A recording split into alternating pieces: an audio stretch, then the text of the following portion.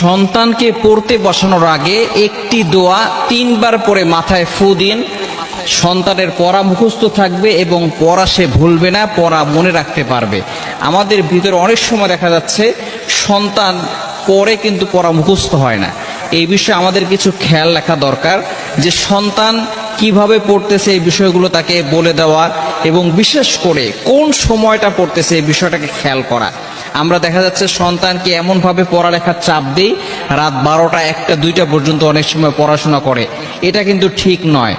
দেখবেন যারা হাফেজ হয়, হেফজ যারা পড়ে, তারা কিন্তু দেখা যাচ্ছে 10টার দিকে 11টার দিকে ঘুমিয়ে যায়, শেষ রাতে তাড়াতাড়ি ওঠে, তারা তাহাজ্জুদের নামাজ পড়ে।